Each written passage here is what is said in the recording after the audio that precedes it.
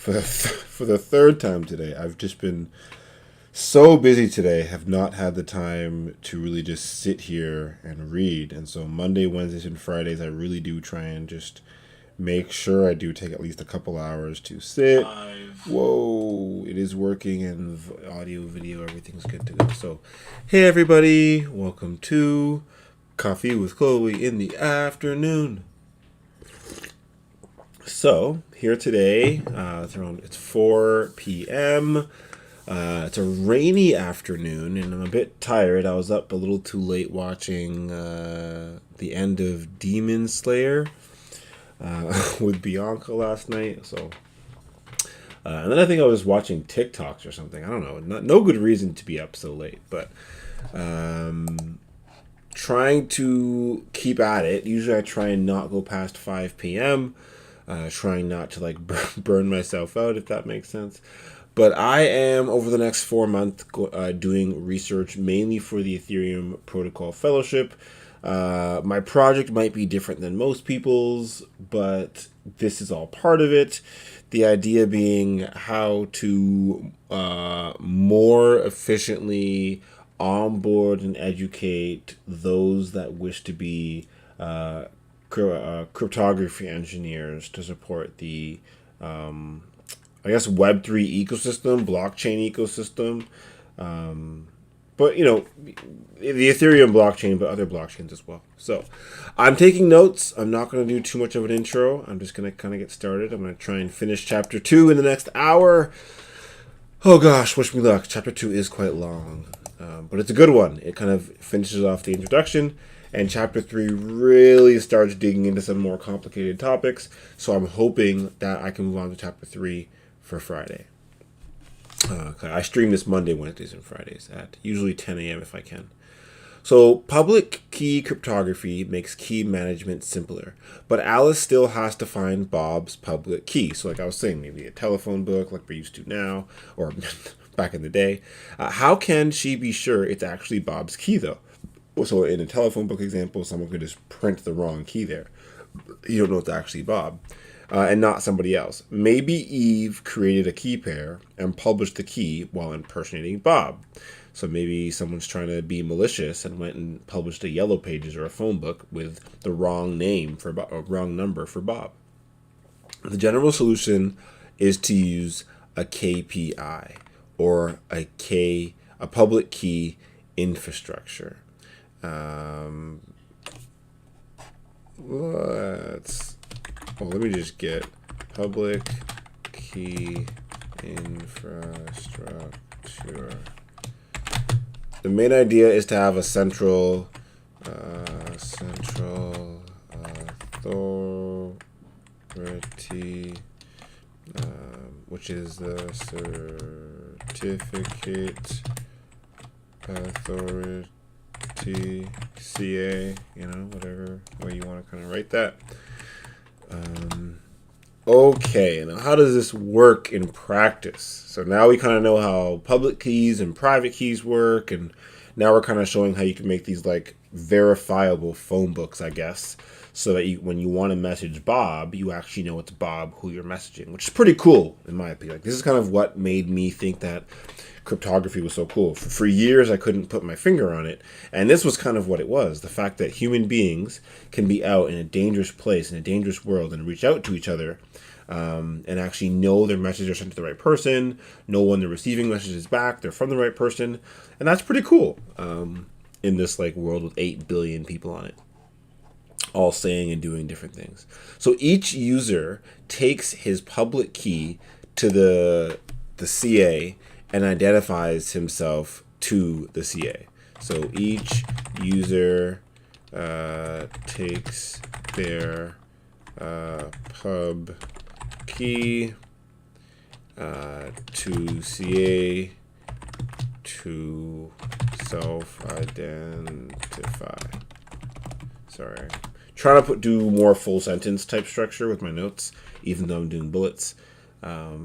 Generally, the way I would take notes would be write a paragraph about what I thought, and then take bullets about more specifics, but in jot note for type. Recently, I've been learning better, I think, from actually just writing out the sentences in the way I see them, or trying to kind of like get full sentences, but we'll see. So each user takes their public key to their certificate authority to define themselves. The certificate authority then signs the user's public key. So CA then signs user's pub key using a digital signature, like the authentication, like we talked about before, using where are we? I keep forgetting where we are. Digital signature. Cool. So now we have a way for the certificate authority to verify that Bob is actually Bob. The signed message or a certificate states, I, the CA, have verified that publicly P Bob belongs to Bob. The certificate will often include an expiration date and other useful information.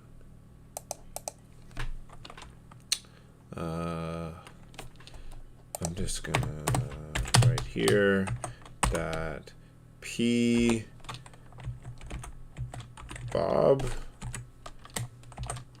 belongs to Bob. That's what we're kind of really checking here. Using certificates, it's much easier for Alice to find Bob's key. So you're basically going to this higher level directory saying, what's Bob's key? And since Bob has verified with the CA and you trust the CA, you now know what Bob's key is, because no one can lie because there's been some sort of authentication with a digital signature. We will assume that Alice has the CA's public key and has verified this is the correct key. So, I mean, it's pretty obvious, but anyways, let's keep going then. This certificate ensures that she has the correct key to communicate with Bob. Similarly, Bob can find Alice's public key and be sure that he is communicating with the right person. In a PKI, each participant only has to have the certificate authority certify his public key and know the CA's public key so that he can verify the certificates of other participants. So user must know CA pub key. Oh my gosh.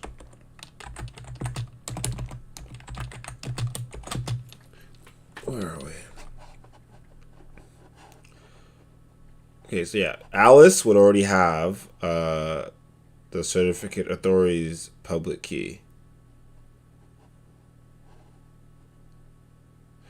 Each person only has to have the CA certify his public key, plus have the CA verify their pub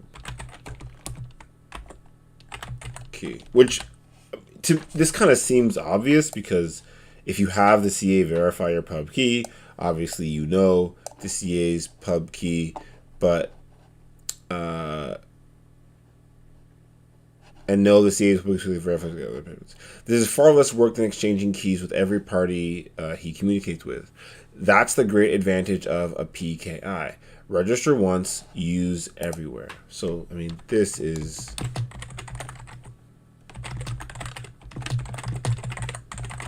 Okay. For practical reasons, PKI is often set up with multiple levels of CAs, so like for the internet, for example, which is pretty cool to read about in the Explained from First Principles article.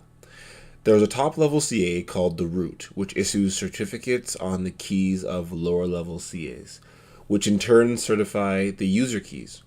The system still behaves in the same way, but now Alice has to check 2 certificates to verify Bob's key. A PKI is not the ultimate solution. There are still many problems. First of all, the CA must be trusted by everybody. So obviously now you have a trust assumption here. In some cases, that's easy. In a company, the HR department knows all its employees and can take on the role of CA. But there is no entity in the world that is trusted by everybody. The idea that a single PKI can handle the whole world does not seem viable. The second problem is one of liability. What if the CA issues a false certificate, or the secret key of the CA is stolen? Alice would be trusting a false certificate, and she might lose a lot of money because of that. Who pays in that instance? Is the CA... Oh, typo. If the CA is willing to back it up, is the CA willing to back it up with some kind of insurance? This requires a far more extensive business relationship between Alice and the CA. I need more coffee. There are many companies at the moment that are trying to be the world's CA. VeriSign is probably the best known one. I'll write that down just in case someone wants to go check what is a CA. VeriSign. Might not be true anymore either. So the book was 12 years old. Is probably the best known CA. Asterisk 2010 or whenever this was written. I need to check it again.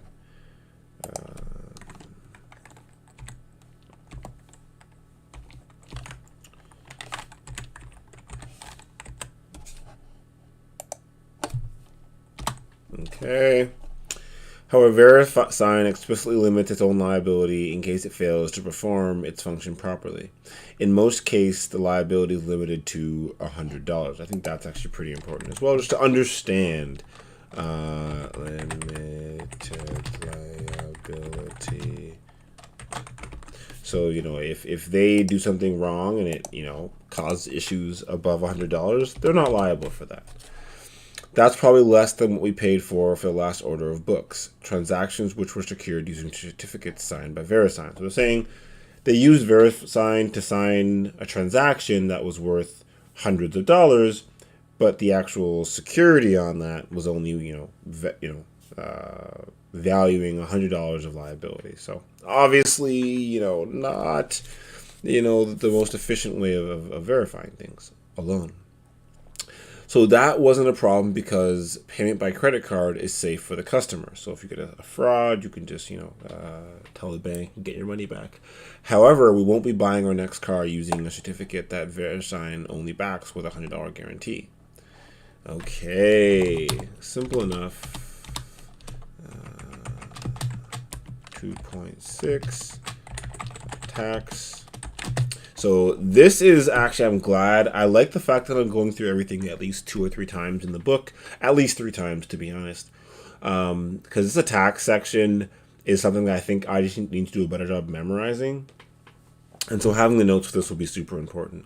So having described the most important functions used in cryptography, we will now talk about some attacks.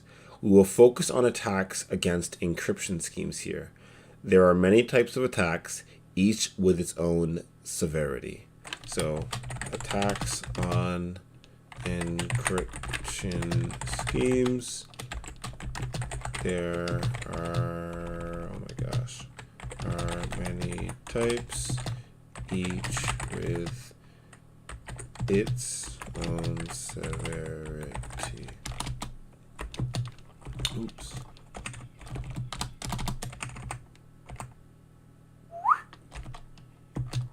Two point six point one. Yeah, I did it again. Okay.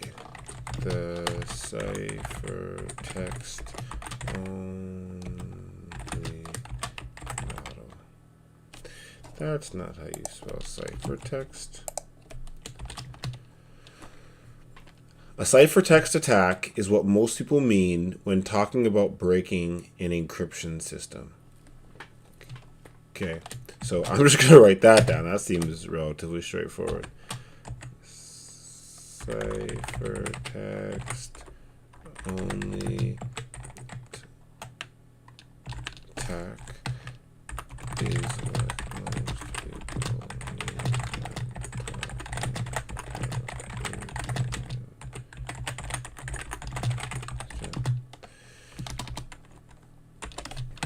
Okay, let's try and get this a little higher up the screen. Okay. This is a situation in which Alice and Bob are encrypting their data, and all you get as the attacker is to see is the ciphertext. Sorry, just whoa.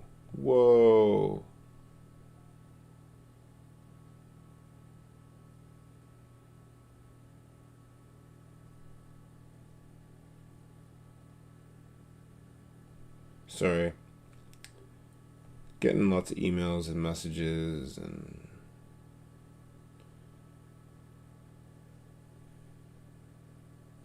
okay, sorry. Back. So all you get as the attacker is to see the ciphertext. Trying to decrypt a message, if you only know the ciphertext, is called, like, that to me seems like, again, a very clear. So again, Alice encrypts her message, sends to Bob. Now the message becomes a ciphertext, and if you are trying to decrypt a message, let's actually try and keep it decrypt. Oh my gosh, is that spelt right, right? Yeah, it is spelt right. Why are you making me feel crazy? Add to dictionary. If you are trying to decrypt M,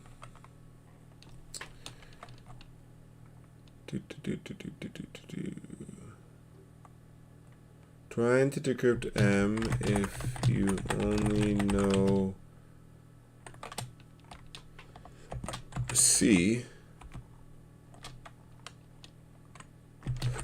is called ciphertext only attack. So hopefully clear enough. You have a message, and if you're the attacker and all you know is a ciphertext and you're trying to figure out the message, that's like, it's, you know, and it's like sure.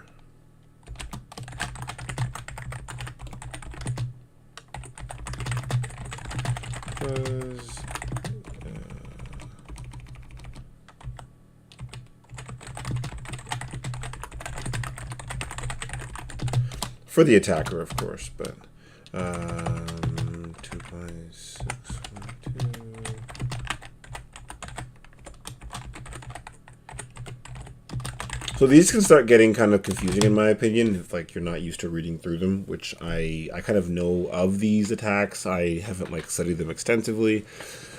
And so getting these down, I think, just comes with just memorizing and understanding everything from above in chapter 2, and then thinking, okay, how do you break these systems? So a known plain text attack is one in which you know both the plain text and the ciphertext. So apparently my thing doesn't like plain text. Let's add it. Let's add it with a capitalization too. Okay, so first you only know the ciphertext. And now in the plain text model, where you know the plain text, you also know the ciphertext, of course, because if you know the plain text, you also know the ciphertext. A known plain text attack, okay. The most obvious goal is to find the decryption key. So, most obvious goal is to find the decryption key. Nothing extravagant there. Okay. Remember, this is the key that, you know, is not supposed to be figured out. At first, this looks very implausible. How could you know the plain text? It turns out that there are many situations in which you get to know the plain text for a communication. Sometimes there are messages that are easy to predict. For example, Alice is away on holiday and has an email autoresponder that sends I'm away on holiday. Reply to every incoming email. You get an exact copy of this message by sending an email to Alice and reading the reply. And that would give you obviously the plain text plus the ciphertext. When Bob sends an email to Alice, the autoresponder also replies, this time encrypted. Now you have the ciphertext and the plain text. There you go. If you can find the key, you can decrypt all other messages that Alice and Bob exchanged with the same key. So, you know.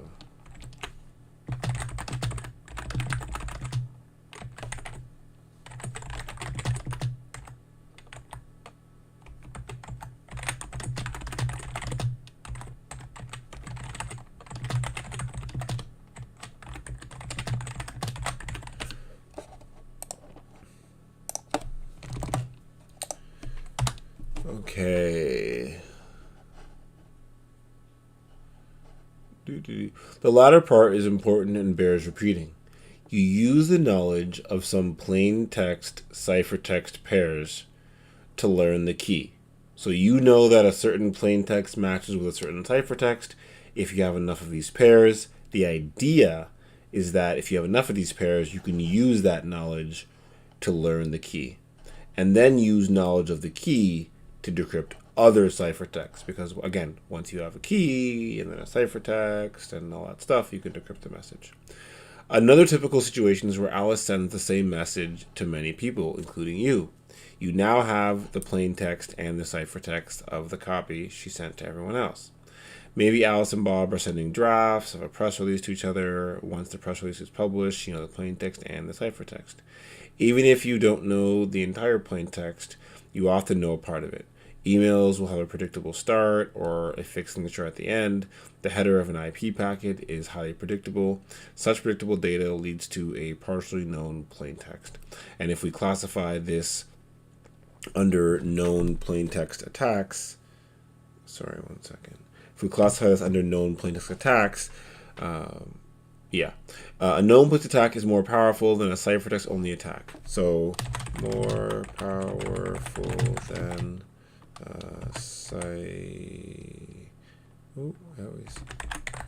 I always want to like for text only attack. Attacker gets more information. Yeah, extra information can only help you, of course, and that's kind of why. Okay, straightforward so far. 2.6.3, the chosen plain text model. The next level of control is to let you choose the plain text. Next level of control is to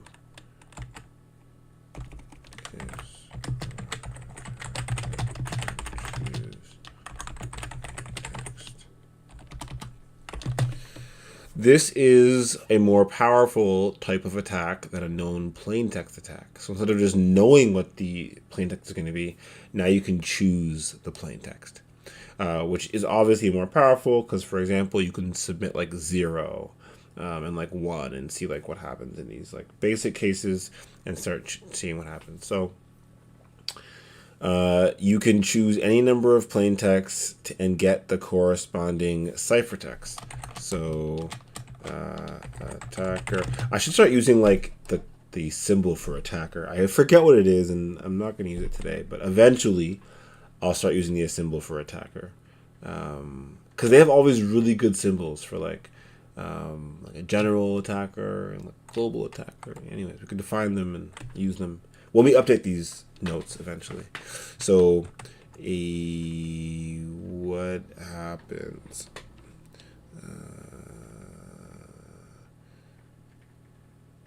Attacker gets to select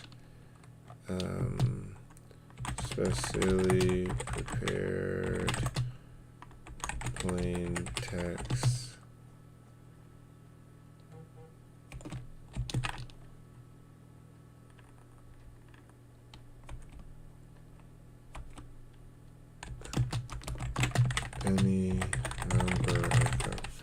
I think it's obvious they could be chosen, but yeah, I don't have to. Plain text,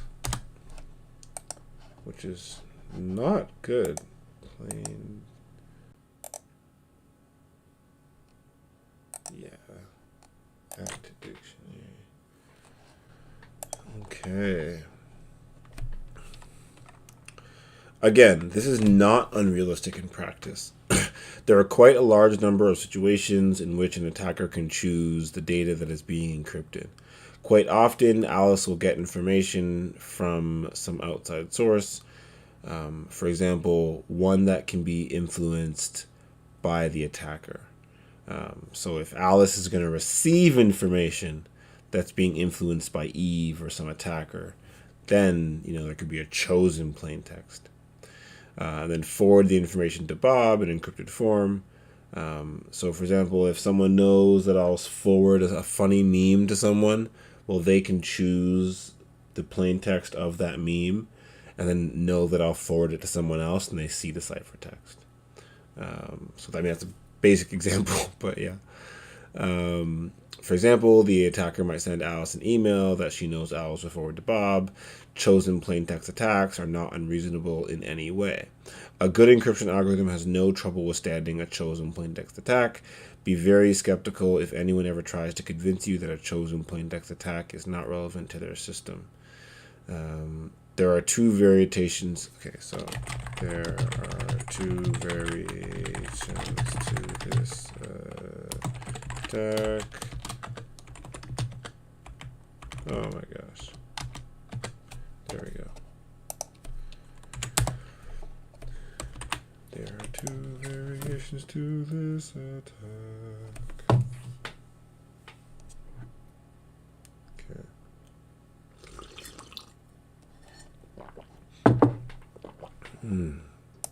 Pumpkin spice. Not my favorite, to be honest, of the coffee creamers, but it's not terrible. Okay. In the offline attack, what happens? You prepare a list of all the plaintext you want to have encrypted before you get the ciphertexts. So, attacker prepares a list of all plaintexts they want to have encrypted before they get the ciphertexts. Okay, so that's the offline attack. And then the online, I think you do it back and forth, like in real time. You can choose new plaintext if attacker can choose new plaintexts. Oh gosh. New plaintexts based on the ciphertext they have already received. So pretty straightforward. Like one is more of a interactive approach, and one is more of a I have all these things I want to input, and I'm going to choose these plain text. We'll normally talk about the online version, which is the more powerful of the two. Normally online, or I'll just write the basic online version is more powerful of the two. Keep it simple. 2.6.4. I'm making pretty good time today, I think. The chosen ciphertext model. Okay, so we were just previously talking about the chosen plain text model, where you can choose what the plain text is given, and then the user may forward it along, and then you're able to see the ciphertext as well. So again, this is the part where so should really be called though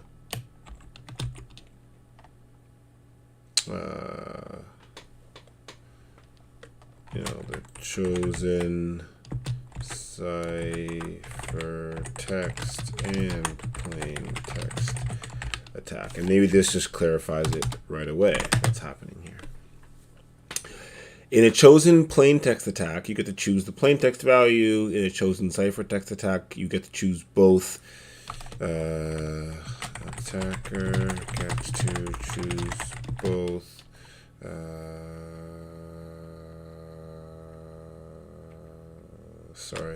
plain text and ciphertext values. For every plain text that you choose, you get the corresponding ciphertext. And for any ciphertext you choose, you get the corresponding plain text. So, I mean, obviously, right? But I think in the original, the one above, the plain text model, you're hoping or you're assuming that Bob's going to transfer it across, and you don't get to get this ciphertext or from it being sent to Bob or Alice sending to Bob. In this model, you're able to control the system quite a bit. So obviously more powerful. So obviously the chosen ciphertext attack is more powerful than a chosen plain text attack. More powerful because attacker has more. This time they're using the word freedom. I think it's kind of the same idea, just the attacker has more freedom, attacker has more knowledge. That's going to make the attack more powerful. Goal is still to recover the key. With the key, you can decrypt other ciphertexts. Again, any reasonable encryption scheme has no... I'll write that down just because, again, we're going to more and more powerful attacks. But the idea is still, any reasonable encryption scheme has no trouble surviving a chosen ciphertext attack. So even if the attacker is able to choose all the ciphertext and all the plain text and see exactly what's going back and forth, they still shouldn't be able to figure out the private key value or the secret key.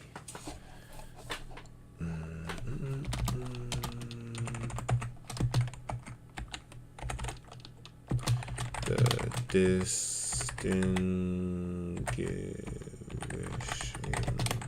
attack goal. That's not spelled correctly. Oh, I'm getting tired. It's okay, we're almost done one part of the chapter. Okay. The attacks described above recover the plain text or the decryption key. There are attacks that do not recover the key, but let you decrypt a specific other message. There are also attacks that do not recover a message. So again, Alice trying to send a message to Bob, Eve's listening in or being malicious. So maybe Eve doesn't recover the message, but reveals some partial information about the message. So maybe even if it's something basic, is this message even or odd, for example? Given 10 chosen plain texts and their corresponding ciphertexts, if the 11th ciphertext, it may be possible to learn the least significant bit of the 11th plain text is a 1 or a 0, even if it's not possible to learn the corresponding decryption key. Even this sort of information can be very valuable to an attacker, and there are too many forms of attack to list here, and new forms of attack are thought up all the time. So what should we defend against. So this is the idea. They're saying there's just so many attacks out there, and there's just so many, like, how do we kind of figure out what we're defending against? So we wish to defend against a distinguishing attack.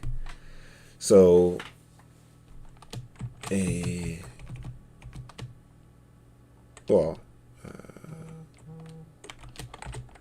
there are too many attacks to, list new attacks popped up all the time.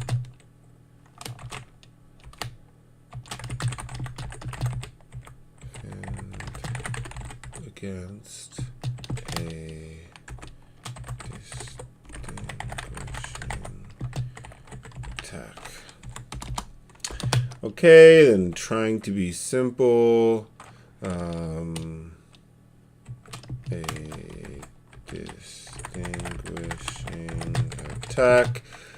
The non-trivial method that detects a difference between the ideal encryption scheme and the actual one.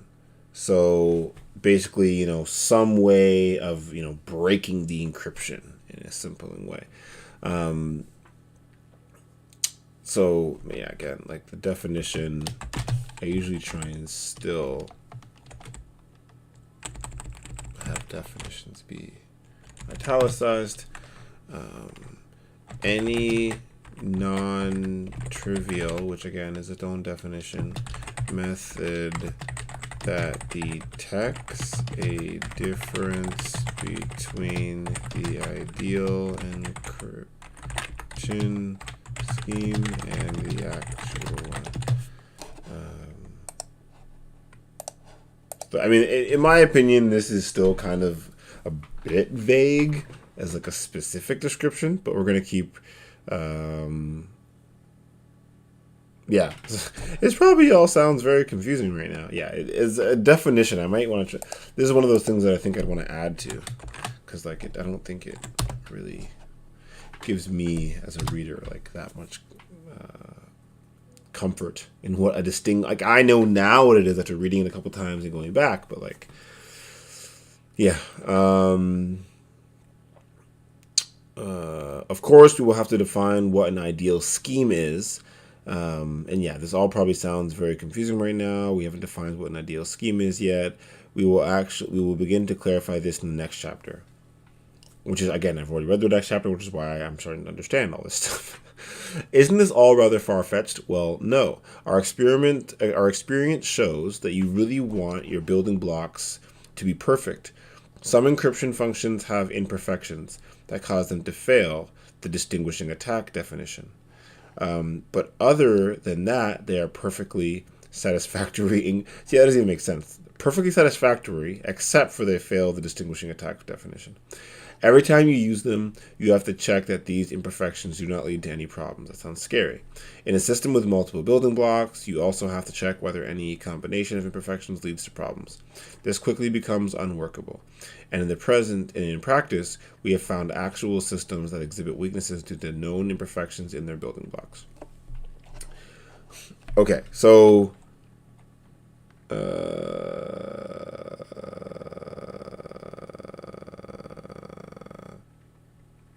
our experience shows that you really want your building blocks to be perfect. That's a really, I kind of want to write that down. Like some encryption functions have imperfections that cause them to fail. But other than that, they are perfectly satisfactory encryption functions. Because that seems like the function itself works, but by some definition, you're able to find the user in certain instances, and then if you mix it with other building blocks. But like,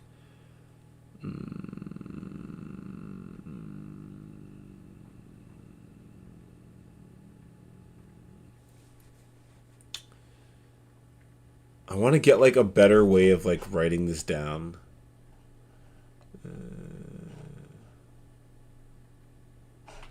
Okay, this.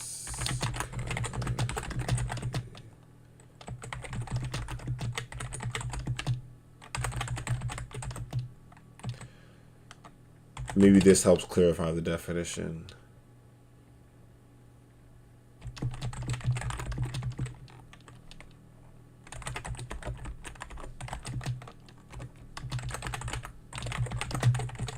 The idea is this kind of covers everything, which is a bit like, yeah, yeah, it's a bit vague. So we're just gonna move on. I'm not gonna sit there all day.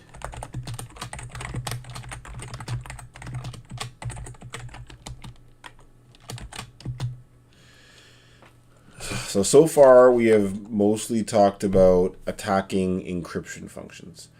You can also define attacks for other cryptographic functions, such as authentication, digital signatures, etc. So currently, we're talking about just the encryption side of things, whether it's symmetric or asymmetric encryption. And there's ways to attack digital signatures and MAC and all of that as well, but we'll discuss them as they arise. Even for encryption functions, we only discussed the basic attack models in which an attacker knows or chooses plaintext or ciphertext. Sometimes the attacker also knows when the ciphertexts were generated or how fast the encryption or decryption operations were. Timing information and ciphertext length can reveal private information about encrypted messages. Attacks that make use of this information are called information leakage or side channel attacks.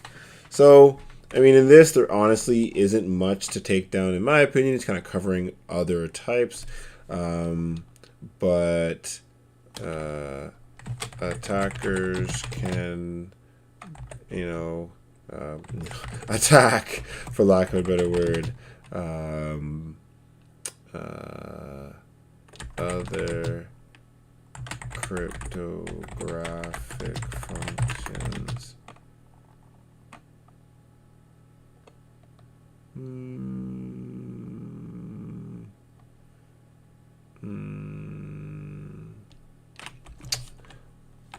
Such as authentication, digital signatures, ACT. Okay. And I think here the basic idea is that information leakage or side channel. Just to make sure we get the definition from here. So this is where things are starting to get a little bit more complicated as we talk about attacks.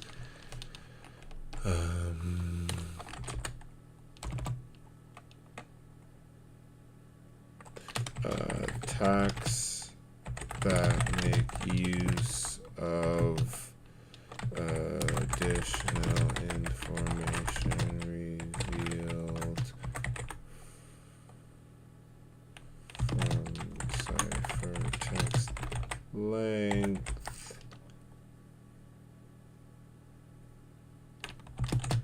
when ciphertext were generated, how fast encryption operations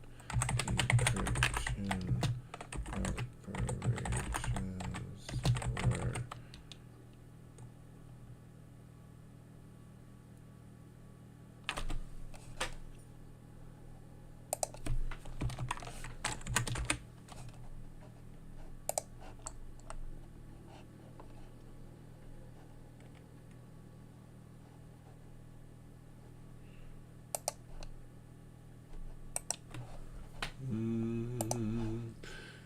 Attacks to the accusation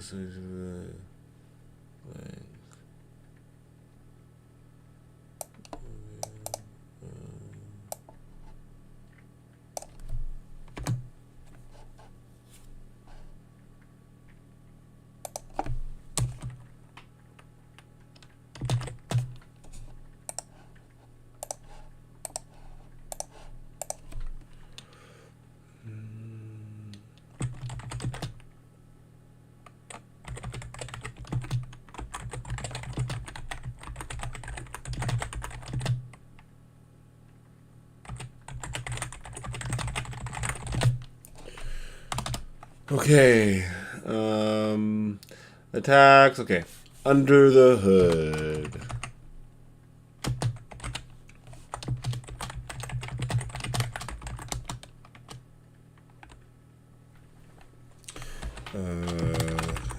Looking at two generic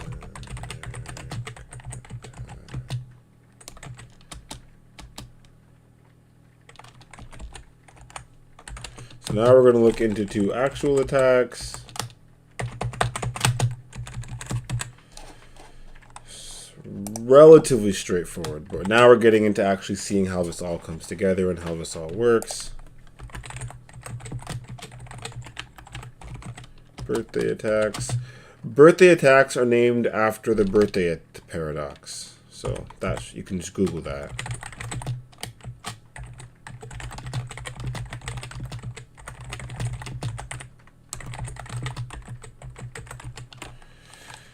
Okay, so for birthday paradox, I will literally just put a link to Wikipedia.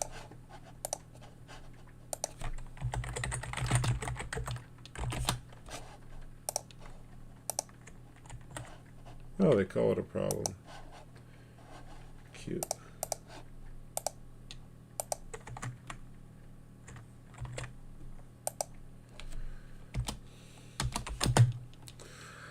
Okay, so the general idea is if you have 23 people in a room, the chance that 2 of them will have the same birthday exceeds 50%. This is a surprisingly large probability given that there are 365 possible birthdays. Okay. Wild, right? So what is a birthday attack? It is an attack that depends on the fact that duplicate values, also known as collisions. So, an attack that depends on the fact that, let's just say, collisions, duplicate values.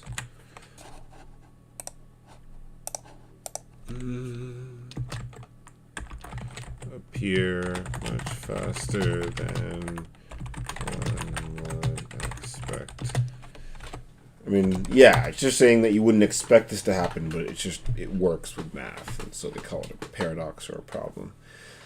Suppose the system for secure financial transaction uses a fresh 64-bit authentication key, right? This is authentication now, for each transaction.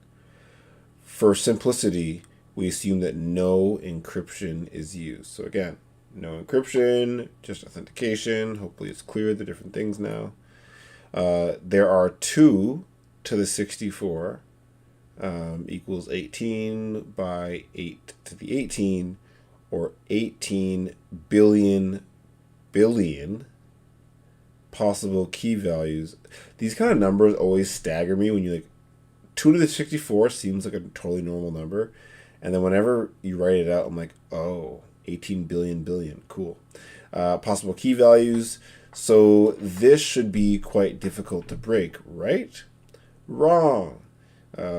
After seeing about 2 to the 32, which again seems like not that large of a number, but it's actually pretty large, not as big as 18 billion, but only 4 billion transactions, the attacker can expect that 2 transactions use the same key. So, let's take a simple example. Let's say that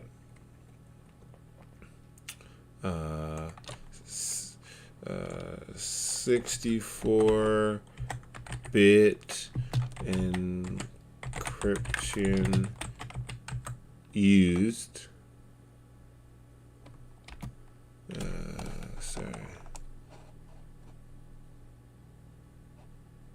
Sorry. Authentication key. Sorry, I just said there was no encryption. It's just these words were side by side, and my brain decided to read them in out of order. 64-bit authentication key used. Okay, so for each transaction.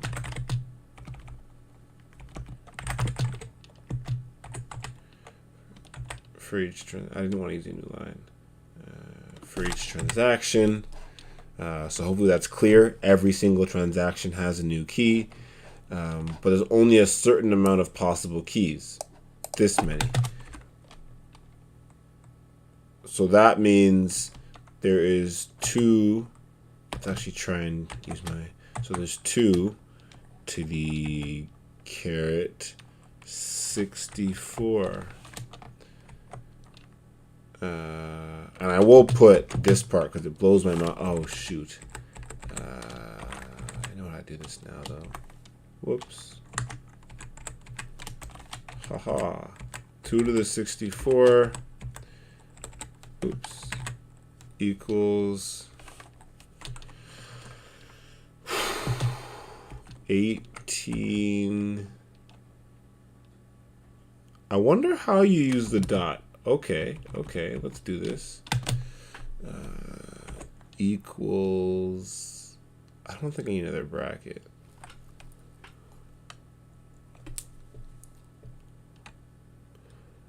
$18 billion. I don't know why it just says 18. Oh yeah, I just want to show me how many billions. Let's just keep it like that. I don't know why we need to put it in a different form anyway. Possible key values. So you might think it's difficult to break. It's not difficult to break. The idea is after about 2.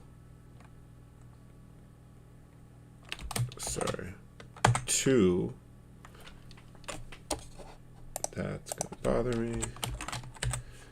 2 to the power of 32.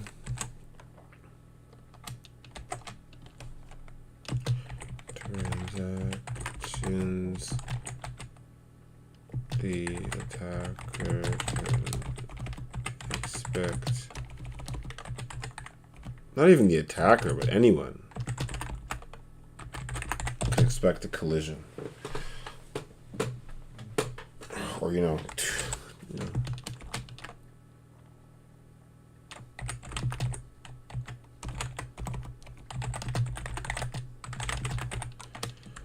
Okay, so the idea is that, you know, these aren't half. So 2 to the power of 32 is not half 2 to the power of 64. So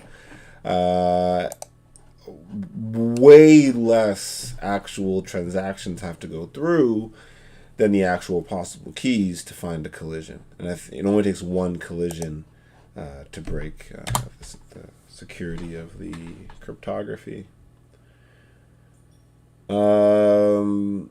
Since the first authenticated message is always the same, are you ready to receive a transaction message? If 2 transactions use the same authentication key, then the MAC values on their first messages will be the same. Okay, so this is, you know, since first message is always the same, you know, in communication, I guess, or suppose, you know, let's just say suppose. Suppose the first message is always the same. So this is how someone would find a secret key, right? Because then now you know there's duplicate MAC values.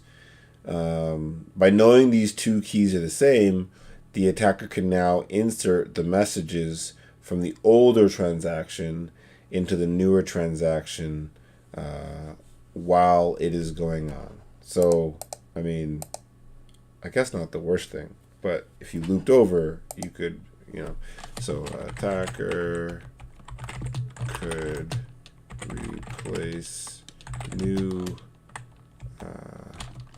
maybe it would be like this with old, oops.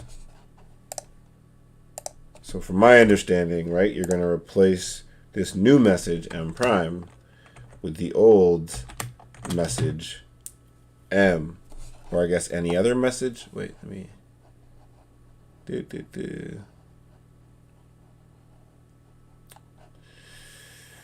I know if you save messages, yeah, you can insert the messages from the older transaction into the newer transaction while it's going on, as they are authenticated by the correct key. And you can trick someone to thinking it's authenticated, which I guess would be not allowed with a nonce, I guess. So I don't think that works all the time, but anyways. In general, if an element can take on n different values, then, okay, well, this is just general math. So if an element can take on n values, then first collision should be after about, and I forget how to do the square root. How do I forget all these things? Where are you? Probably passed it already. I feel like it would definitely be near the top. I gotta start doing therefore more often.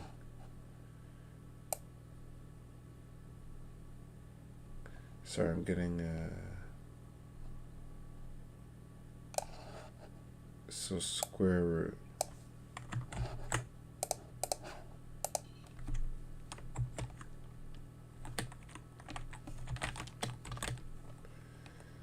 Data. There you go. Random elements.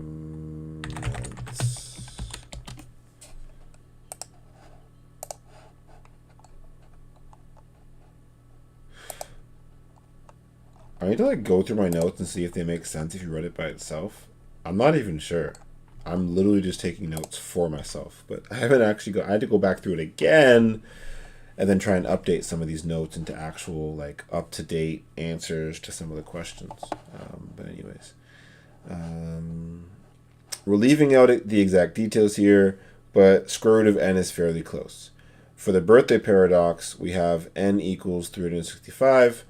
So, the square root of n is around 16. The number of people required before the chance of a duplicate birthday exceeds 50% is in fact 23, but square root of n is close enough for our purposes and is the approximation that cryptographers often use. One way to look at this is that if you choose k elements, okay, if you this is like relatively important, so if you choose k events, there are k times k minus 1 over 2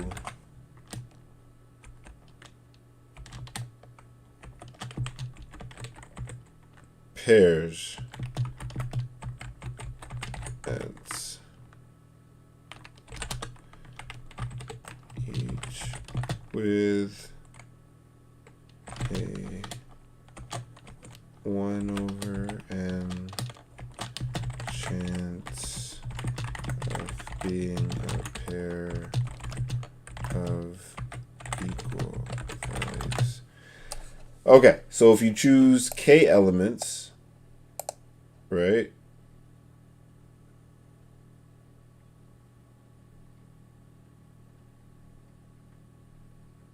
then it should be this. So we're saying, for here, n was 365. So let's just give an example. 365. 365. Then the first collision should be after about n random elements, which is 19. Around 19.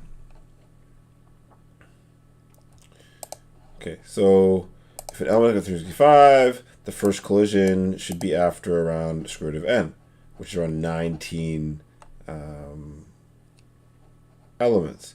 If you choose k elements, then there's 365 over 365 minus 1 divided by 2 pairs of elements.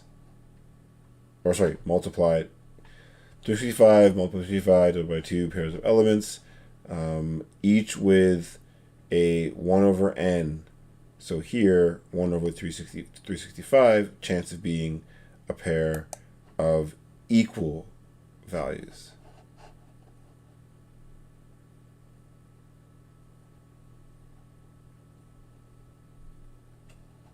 So the chance of finding a collision is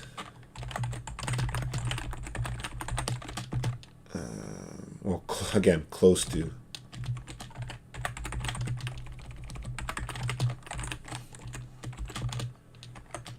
It is close to k.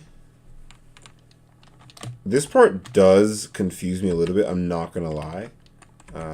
This part I think I need to just look over some more. I've looked over it a couple times now, and I think the math behind it, I think I should just look at it a bit more.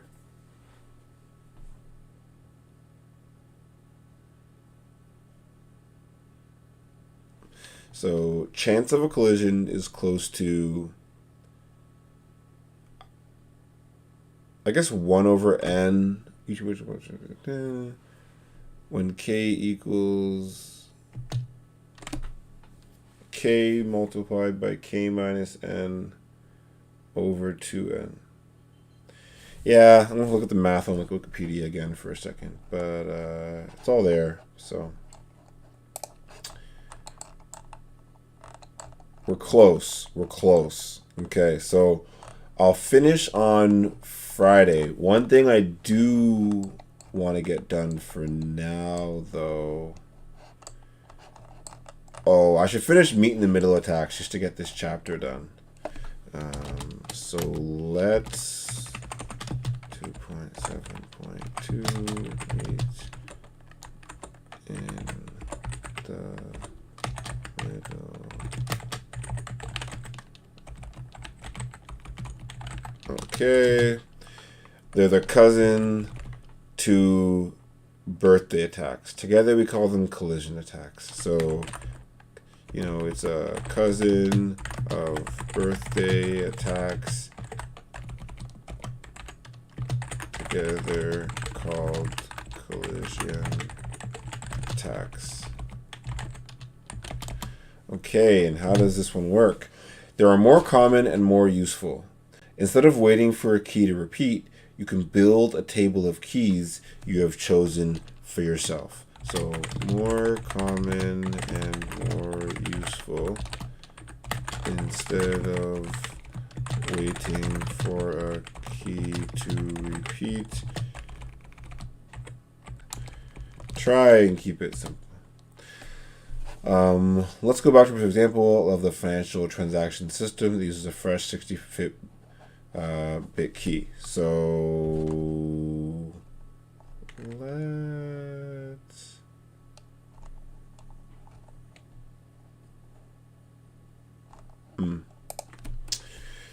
okay. I thought I wrote out an example up here. Oh, simple example. I was looking just for the way I wrote it out. Simple example. So I should write the word fresh. And then I'll put the word fresh in here too. Just to keep it clear that each time a new key is being used.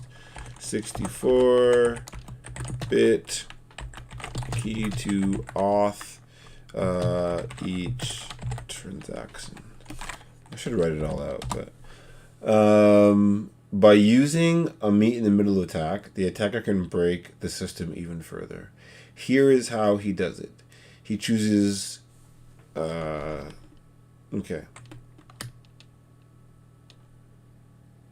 Attacker chooses 2 to the power of 32 different 64-bit keys at random. So now instead of waiting for that 2 to the 64 to happen on its own, let's keep it that way. Let's keep it really simple. So here, this happens, and then you just wait, right? And you know there's going to be a collision, and therefore you can replace one message. Now you just do it yourself. Okay, for each key, attacker computes the MAC for start for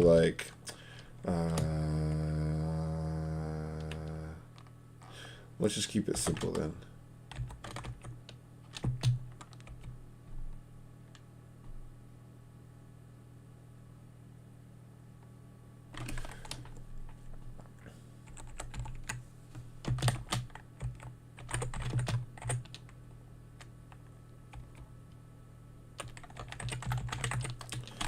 The first message, so and stores both the MAC result, stores MA key and key in table. Okay, so this is kind of all the results you're storing. You have authentication keys. So yeah, the attacker is choosing. Let's write this as well.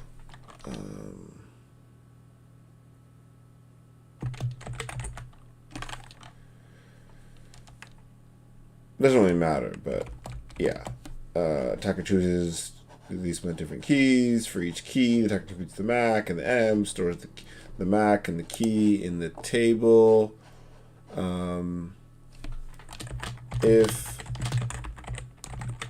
If the MAC appears, then there's a good chance that the authentication key for that transaction is the same key as the attacker used to compute that table entry.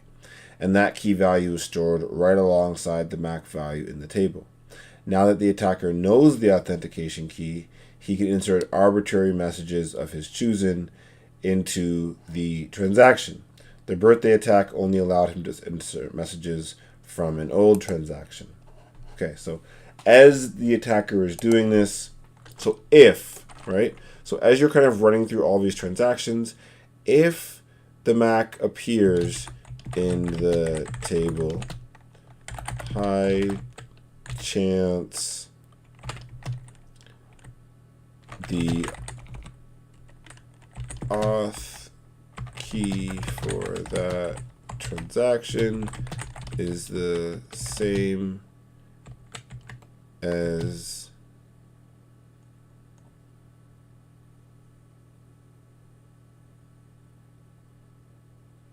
sorry, this is the part I was missing. Attacker then eavesdrops on each transaction and checks for the MAC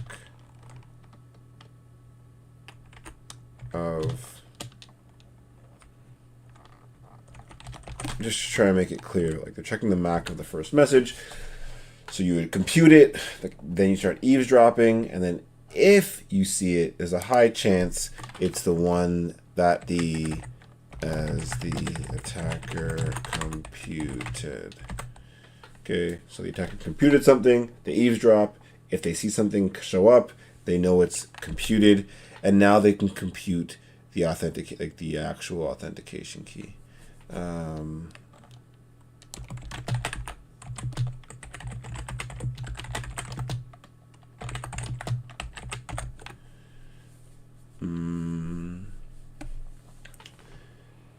Now the attacker knows the authentication key. He can insert arbitrary messages. Insert arbitrary messages into the transaction. Birthday attack only allowed for inserting old messages. So this to me actually is a bit I actually want to go back and look at the Mac screen and stuff, because it seems simple enough, right? That if where are we? The whole idea is to figure out this K, A,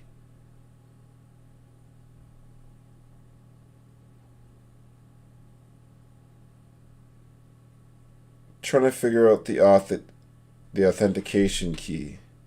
Eve is, and if Eve has authentication key,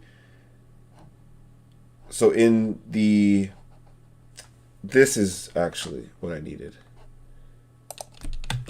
Right, the auth key is different. It's K of A, right? That's the auth key. And that's what is able to be figured out in the, oh gosh, what's it called? The meet in the middle attack. In the birthday attack, all that's able to be found is A. In this specific instance, which means you could take an old message and send it through and make it seem like it was correct, but I don't think you get the actual key. My understanding is that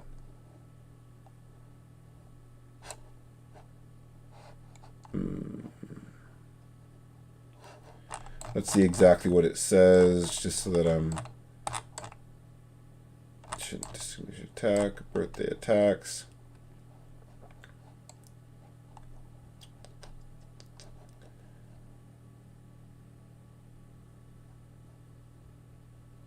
So yeah, they're authenticated by the correct key.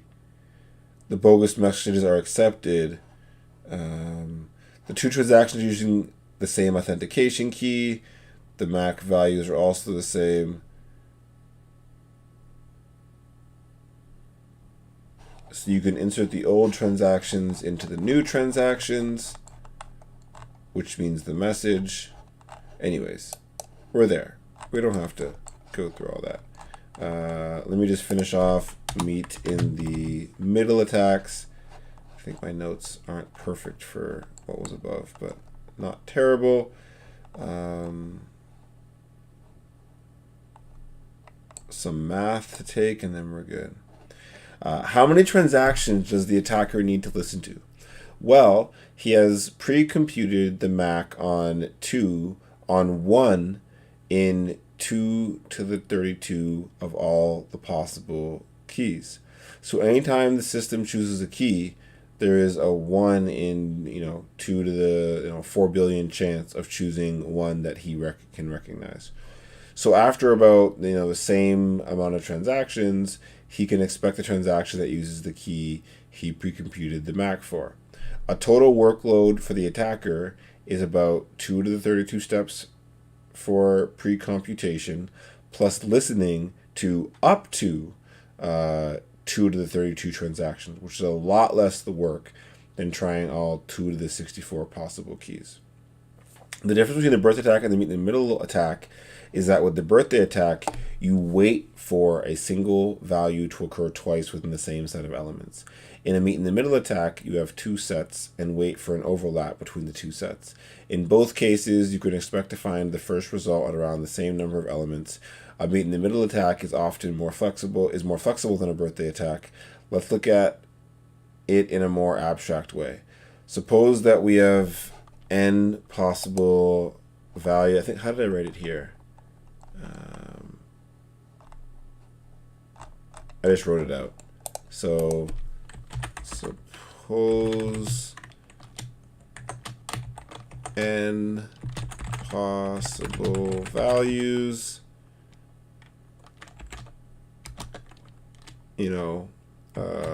first set has p elements, second has q elements. There are PQ pairs of elements,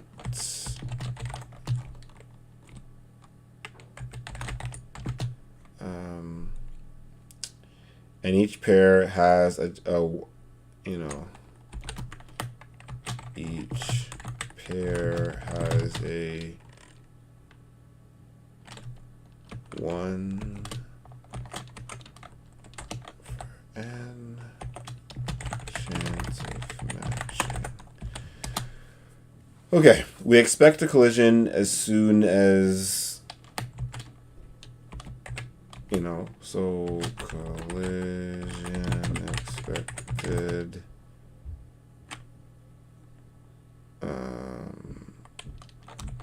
when PQ over N is close to 1. That's interesting enough. The most efficient choice is when the P is close to equal to Q, which is close to equal to N. Similar to the birthday attack, I guess. This is exactly the birthday bound again. So the simplest for this is, now I'm gonna have to Google I just want it. I don't need it at all.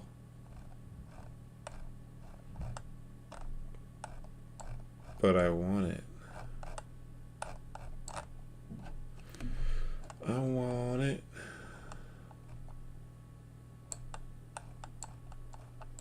I might have passed it all or something.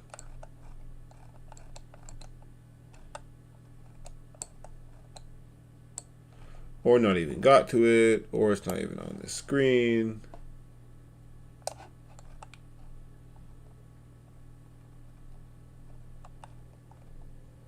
I could also do this another time. Sad days, sad days. I might have to do this later. Oh, this looks...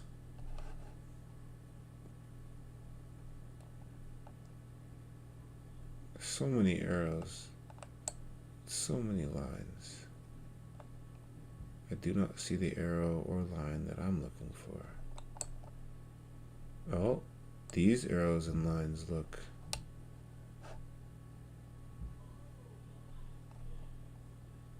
Is it called the tilde? A lot of these are looking similar.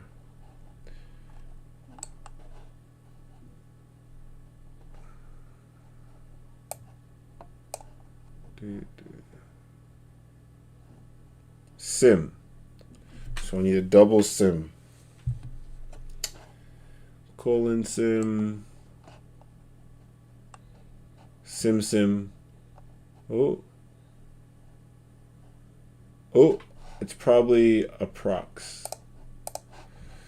So it's probably just $ P dash prox Q dash prox shoot square of n. That's not correct. There's no way that's correct. We tried. We tried with this approx thing.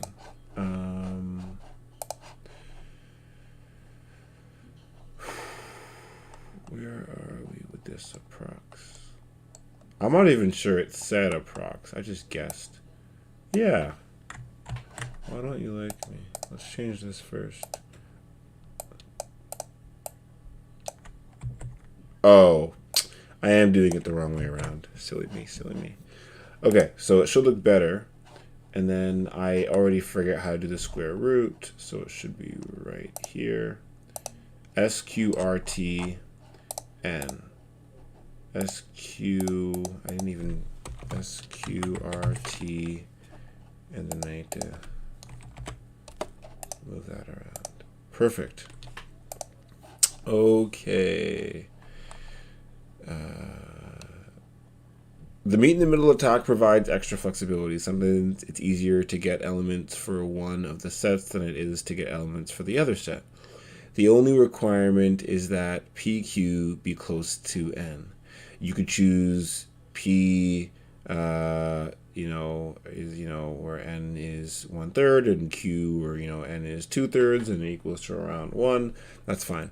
In the example above, the attacker might make a list of 2 to the 40 possible MAC values for the first message, and then expect the first authentication message after only listening to about 2 to 24 transactions.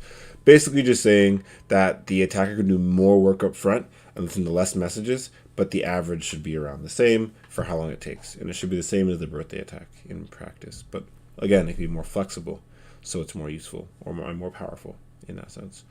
When we do a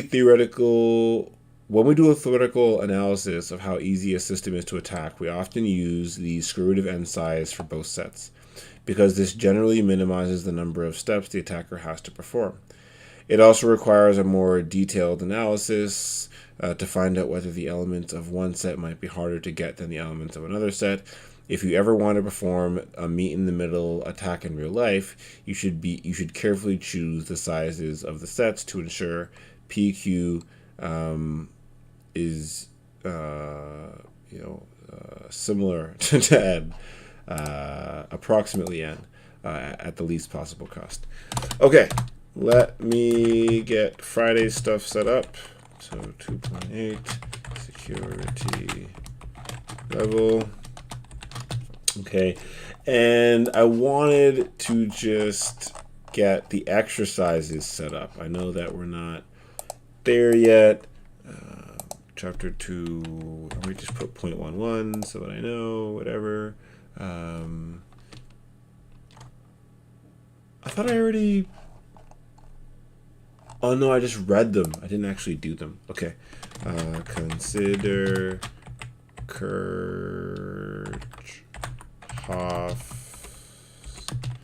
principle provide at least 2 args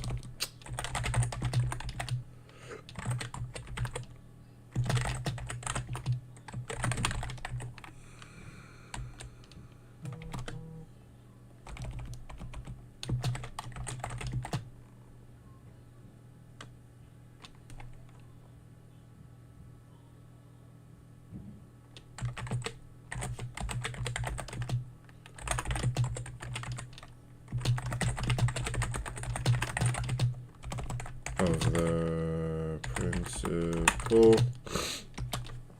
Okay, so I'm just trying for now. Sorry, again, lots of messages and weird things on my phone. I should start anyways, add to dictionary.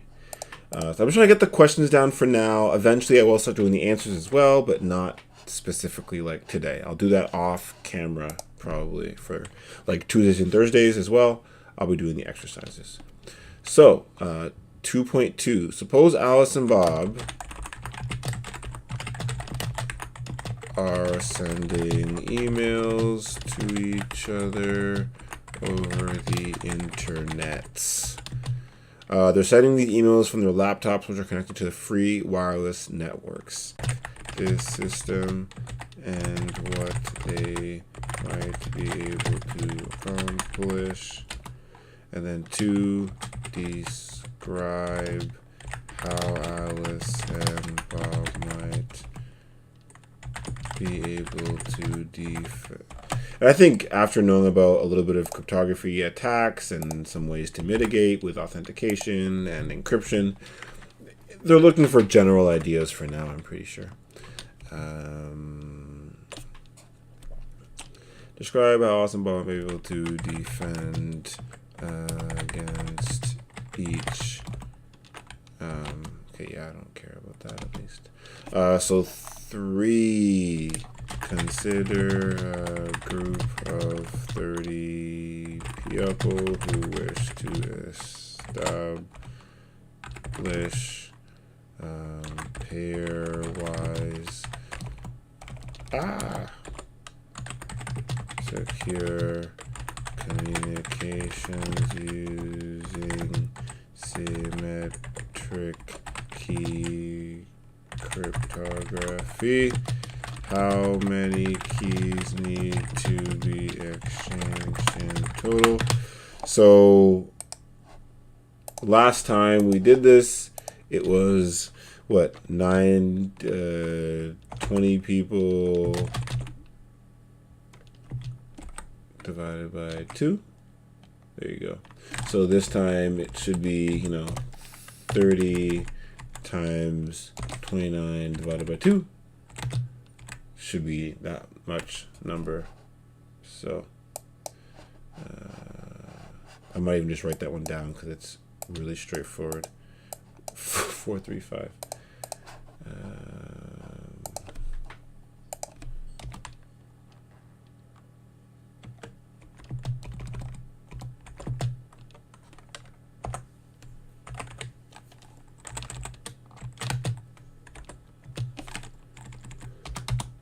Okay.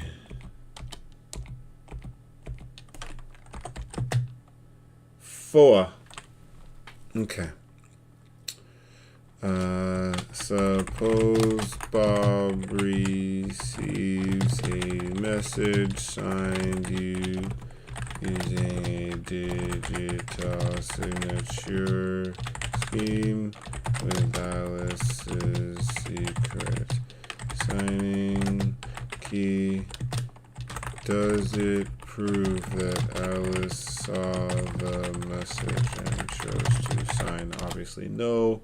See, some of these questions are like really straightforward and like just obvious.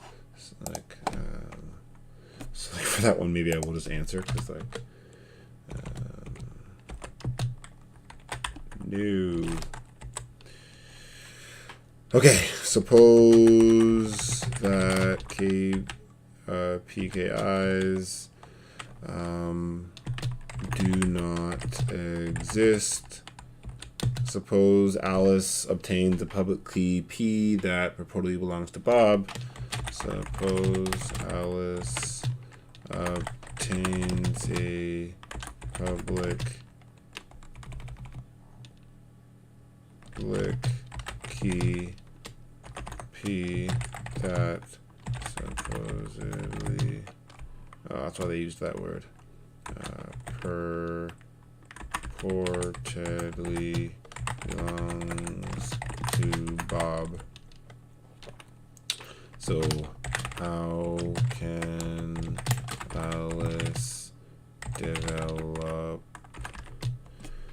Oh my gosh. Okay. So belongs to Bob. How can Alice develop confidence that P really belongs to Bob? And then there's like some, sorry.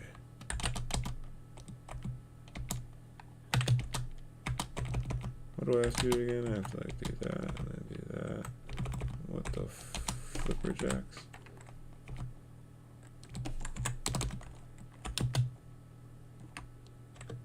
There we go. So if Alice can talk with Bob over the phone,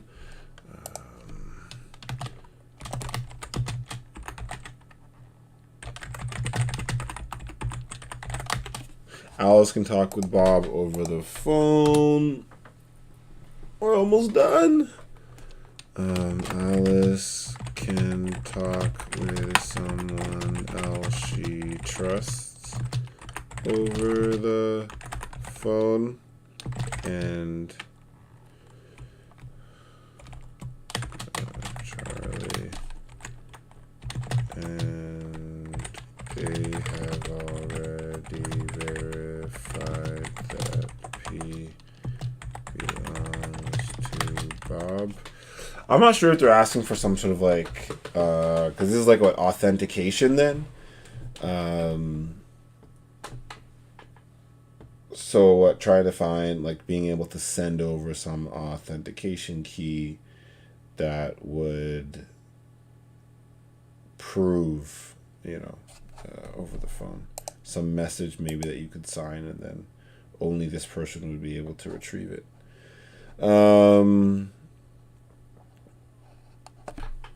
And the last one, Alice can communicate with Charlie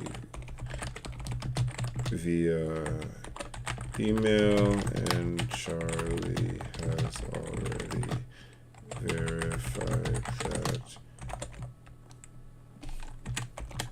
P.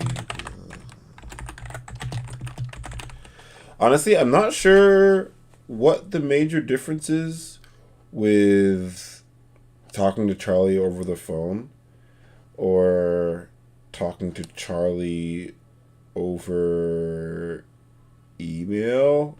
I guess maybe we're assuming over the phone you can speak to someone a private message, and maybe we're assuming that over email your message might be seen because it's not encrypted, maybe. And so maybe you want to like have some like more assurances on that. Yeah. So this is where like I would want to be like asking someone else, honestly. And so it does say for these questions,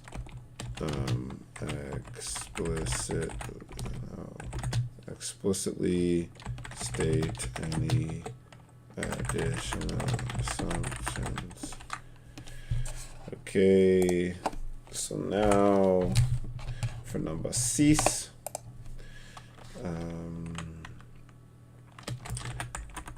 Suppose a chosen ciphertext. Oops, it's actually an attack they're talking about, it seems. Attacker cannot recover the secret decryption key for an encryption scheme. Does this mean that the encryption scheme is secure? Again, the answer is no. We can go into more detail later, but the idea is that if you're doing a chosen ciphertext attacker, we don't go through the whole thing. My understanding is no, because with a chosen ciphertext attacker, they're able to choose the ciphertext and choose the plain text, and maybe they're unable to recover the decryption key, which would allow them to completely read the messages, but there could be other information that they get from the encryption and decryption, or they might, for example, be able to replace messages with old messages, be able to stop messages from coming in. So that's kind of more where I take that question's direction. And consider asymmetric key crypto system in which cryptographic keys are randomly selected from the set of all n-bit strings. Approximately what should n be in order to provide 128 bits of security against a birthday attack? So the way I've always seen this, and you know, maybe I'm incorrect. I do have some of the answers for these. Crypto system. Add to dictionary. In a doc somewhere. But the way I see this is you would need 2 to the, oh yeah, so I think it would just be 2 to the power of, 30 to 64. So just like previously, we needed 2. Yeah, you want n to be at least this, and you like, or more, right? So yeah, should be correct. And then we'll go to chapter 3, exercises. It's a bit silly to put like the chapter number. But yeah, hopefully this is helpful for some people. I'm going to add, commit. I think I did notes for 2.5 to 2.7. I think I'm on 2.8 now. And then, and added in EX, like exercises for chapter 2. I'm going to start going over those as well. And then I'll just git push. And then I'll come over and I'm not even sure where my GitHub is. Let's see. Should be able to merge it up.